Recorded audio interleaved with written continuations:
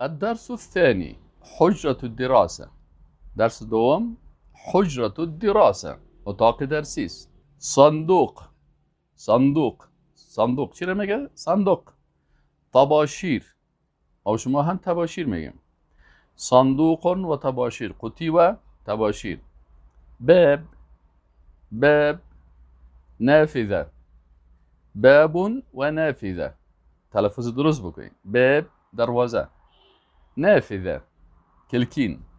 باب و نافذة دروازه و کلکین. حقیبه، حقیبه بکس. کرسی چوکی. حقیبة فوق کرسی، حقیبة فوق کرسی. بکس فوق کرسی، بالای چی هست؟ بالای چوکی هست. مساحه، مساحه تخت پاک. سبوره تخته. مساحة و سبوره تخت پاک و تخته. مکتبه کتابخانه. بطاقه کارت، کارت هویت. مکتبة و بطاقه. مکتبه یعنی کتابخانه و کارت، میشه کسی کارت هویت داشته باشه و کارت کتابخانه بگیره. اردوش بطاقه میگن. بطاقه یعنی کارت. خریطه چی میگه؟ نقشه. خریطه نقشه. حامل، حامل امو پایی که حمل میکنه تخته. خریطه و حامل، تخته و نقشه. التدريبات تمرينات. التدريب الأول، تمرين أول چی است؟ طباشیر، باب، کرسی، مساحة، صندوق، خريطة، مكتبة، حامل، نافذة، حقيبة، بطاقة، فوق.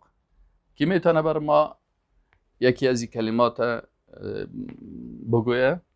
مثلا ترجمه از این کلمات. طباشیر، طباشیر، آفرین. باب دروازه، کرسی چوکی، مساحه تخت پاک، صندوق قطی، خریطه نقشه، مکتبه کتابخانه، حامل پایی که تخت را حمل میکنه و نافذه کلکین، حقیبه بکس بطاقه کارت و فوق بالای. التدريب الثاني تمرين دوم طباشير بطاقة صندوق. طباشير بطاقة صندوق. صندوق. مكتب، مكتبة كتاب. مكتبة. خريطة حقيبة حامل وباب مساحة ونافذة. نافذة. كرسي مقعد صندوق. كرسي ومقعد صندوق. كرسي كراسة كرسي مكتب. اینجا كرسي. التدريب الثالث طاء. شما بعربي طاء را درست تلفظ کنین. طاء. طباشير، طباشير. بطاقة، خريطة، مسطرة. این تلفظ کلمات است که درست تلفظ شود. قا. حقیبه، صندوق، فوق، بطاقه، باب، طباشیر، حقیبه، مکتبه، بطاقه. حامل، حقیبه، مساحه. این حرف حلقی است، باید از حلق تلفظ کنی. حامل، حقیبه، مساحه. التدريب الرابع تمرين چهارم صندوق فوق مكتب. چی معنی؟ میگه قطی بالای میز است.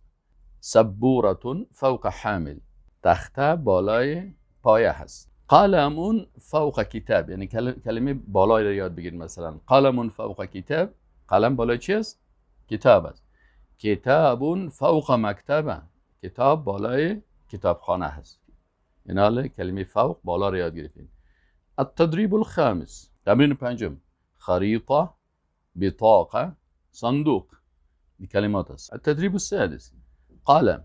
قاف چه قسم در اول کلمه نوشته میشه؟ قلم. اگر در وسط چه قسم نوشته میشه؟ به این شکل. مقعد، صندوق. التدريب السابع تمرين هفتم مكتب و مكتبة. واو برچی است؟ بر عطف است. مثلا مكتب و مكتبة، میز و کتابخانه. حقیبة فوق مکتب. شما یک جمله را چه قسم جور میکنین؟ سه قسم باید جمله جور کنین. مثلا بر شما گفت مکتب و مکتبه، حال شما کلمه فوق استعمال کنین. مکتب و مکتبه، حقیبة فوق مکتب. کتاب و مکتب، شما میگین خریطة فوق مکتب، نقشه بالای میز است.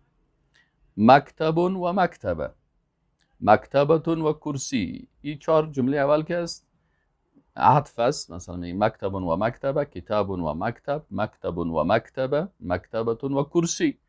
اما 4 جمله بعدیش که هست یا چی هست؟ کلمه بالای را بالتان میگه. مثلا میگه یک چیز را میگه بالای یک چیز است، مثلا حقیبه فوق مکتب، خریطه فوق مکتب، قلم فوق صندوق. قلم بالای صندوق است. حقیبه فوق مکتب. این حال اگه واو استعمال کردی با فوق چی فرق میکنه؟ مثلا اگه میگی مکتب و مکتبه، یعنی میگی میز و کتابخانه، هر دویش هست. اما اگه میگی بالای از او هست، حقیبه بکس بالای میز است، چی میگی؟ یه حقیبتون فوق مکتب، فوق بالای